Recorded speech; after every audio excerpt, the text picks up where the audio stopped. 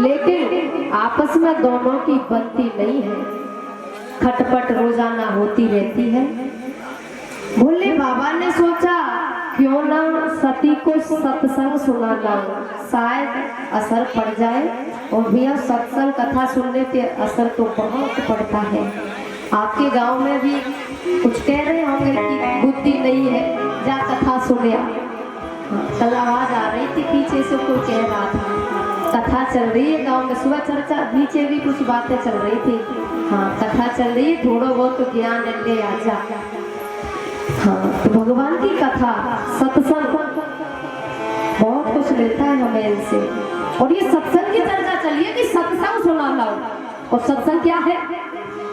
सत्संग है ज्ञान सरोवर, सुखों की खान वंदे, सत्संग से ही मिल जाते सचमुच भगवान वंदे। यहाँ शंकर भगवान ने सत्संग की बात कही है। सत्संग से होकर जाता मंजिल का रास्ता, मंजिल का जो रास्ता है साधक का, जीव का, वो सत्संग से होकर जाता है। सत्संग से होकर जाता मंजिल का रास्ता, इस मंजिल के राही को जग से क्या वास्ता, इस मंजिल के राही को जग से क्या वास्ता। सत्संग है बहती गंगा, कर ले स्नान वंदे, सत्संग से ही मिल जाते सचमुच भगवान वंदे। सत्संग है ज्ञान सरोवर, सुखों की खान वंदे, सत्संग से ही मिल जाते सचमुच भगवान वंदे। आपके गांव में यानी सरोजपुरा में सत्संग होता है भैया? होता है, महीने में एक बार जो होता है। कछु कह रही है ना, कछु कह रही हाँ, मतलब पता ही नहीं है होता है कि नहीं। मतलब महीने में जो होता है, चलो किसी के यहाँ 15 दिन में हो जाता है, होता है ना, क्योंकि ये क्षेत्र सत्संगियों का है, ये क्षेत्र विद्वानों का है, ज्ञानियों का है। हाँ तो होता होगा सत्संग। तो रायमाण तो सबके यहाँ होता है, क्योंकि यहाँ रायमाण के ज्यादा प्रेमी हैं। और ये भी पता है मुझे, क्योंकि जब से मैं ये समझ लो शुरुआत थी मेरी पनौता में, जब शुरुआत में कथा हुई थी तब शुरुआत थी मेरी, लगभग 6-7 साल हो गई होंगी। हाँ तो यहाँ सत्संगी बहुत है, सत्संग तो होता ही होगा आपके गाँव में। ये ज्ञान का सरोवर है, संतों ने ऐसा कहा है, और मंजिल का रास्ता है, और ये भगवान से मिलाता है। सत्संग, संतों का संग, सत्य का संग। और शंकर भगवान ने सत्संग के ही कहा, सत्संग सुना ला। और सत्संग के लिए चले हैं ये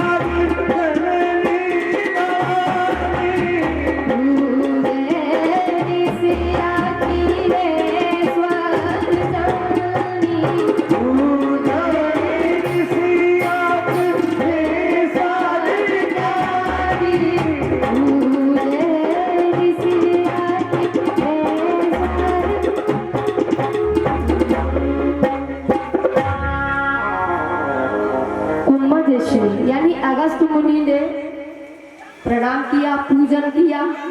अब पूजन किया, वंदन किया, तो सती के मन में क्या भाव जागा? एक प्रवक्ता जो हमें सत्संग सुनाएगा, वो हमारा पूजन कर रहा है, तो ये क्या सुनाएगा किसी को? क्या सुनाएगा? ये ऐसा भाव उत्पन्न हुआ। क्योंकि संदेह जो है ना, इंसान को कभी कभी हर जगह होता है तो वो भी अधर्म की ओर ले जाता है। कभी कभी भगवान पर न जाने लोग गुरु पर संदेह करना, भगवान पर संदेह करना, भक्त पर संदेह करना। सती के अंदर ऐसा भाव है। ये वक्ता है ये, और ये हमारा पूजन कर रहा है, तो ये कथा क्या सुनाएगा?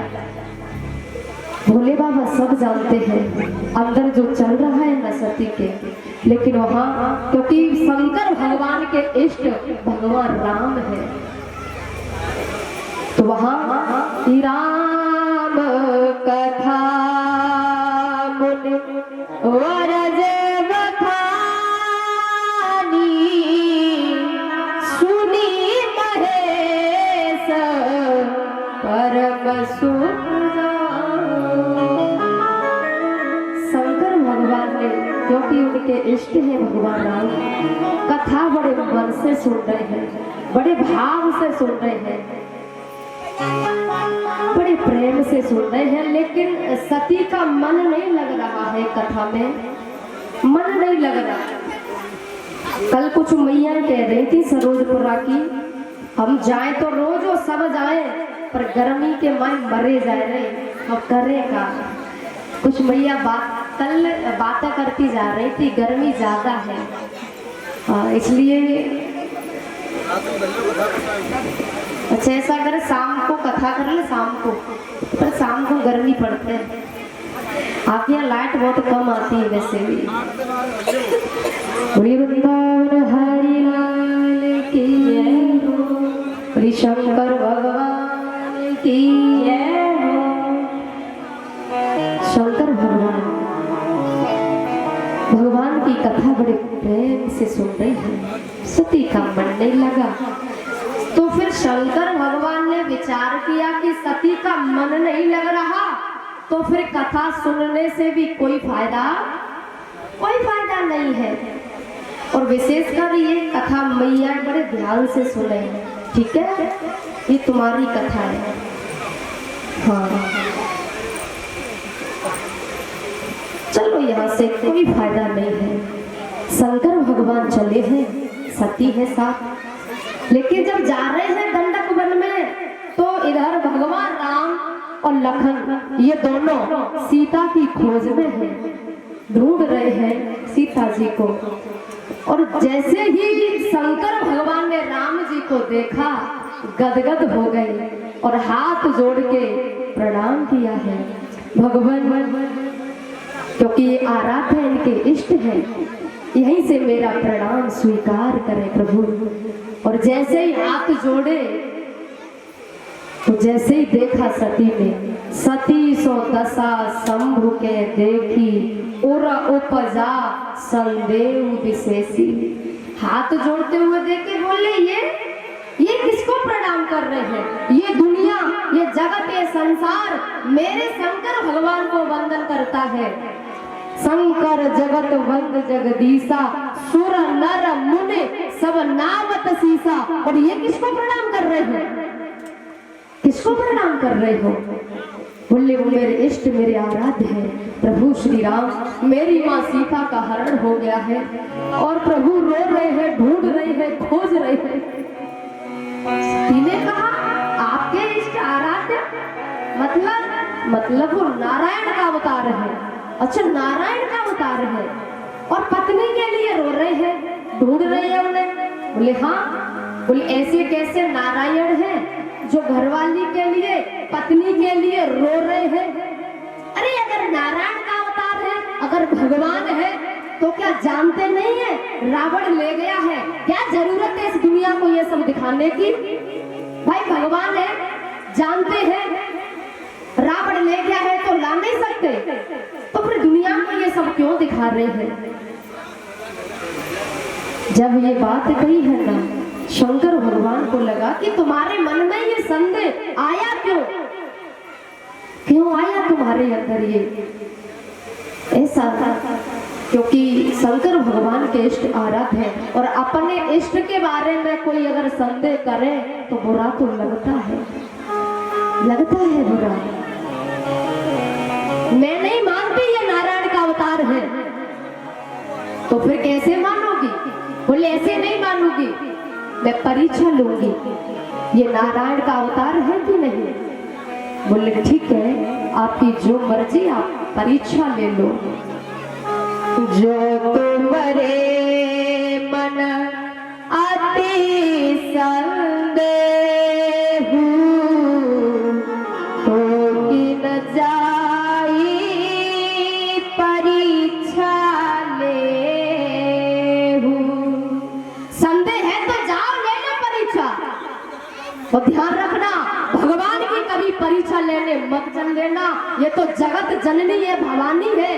क्या हुआ इसके साथ में सब लोग जानते हैं। भगवान की कभी परीक्षा नहीं ली जाती, प्रतीक्षा की जाती है। सबरी की तरह परीक्षा नहीं लेनी चाहिए, प्रतीक्षा करनी चाहिए। एक दिन वो जरूर आएगा। और जब तक प्रतीक्षा जब तक तुम करोगे ना, भगवान भी अंदर कोई न कोई संकेत तुम्हें वो देता रहेगा और एक दिन वो जरूर आएगा। जरूरी नहीं है वो चतुर्भुज रूप में आए, न जाने किस भेष में नारायण मिल जाए, न जाने किस भेष में। अब जैसे ही पति की आज्ञा मिल गई, बोले ठीक है, अब क्या है, पति की आज्ञा मिल गई, अब तो जाना चाहिए मुझे। और जब चली है ना, शंकर भगवान कहते हैं प्रभु आपकी लीला, अब प्रभु मैं कुछ नहीं कर सकता, होगा वही जो राम रचे राखा। अब तो जो भगवान राम करेंगे वो होगा।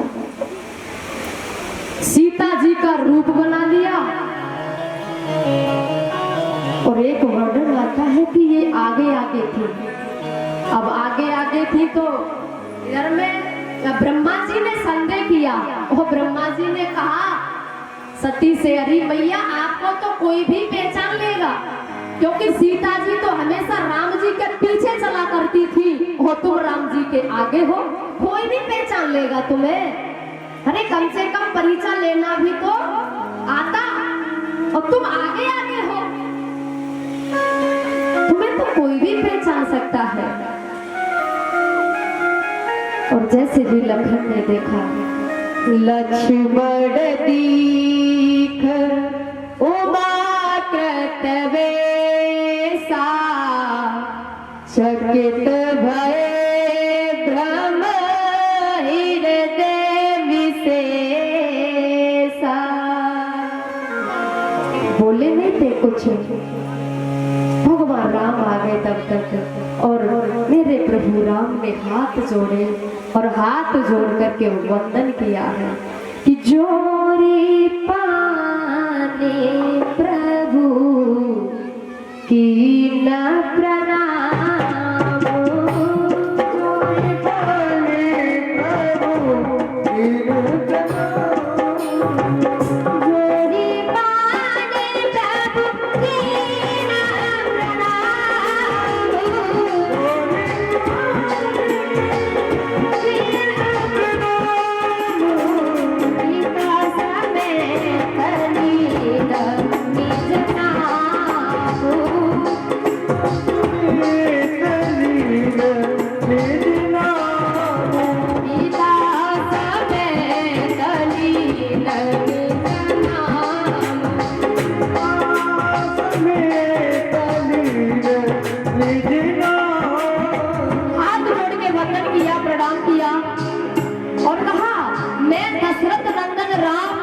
आपको प्रणाम करता हूँ। लेकिन हे भैया,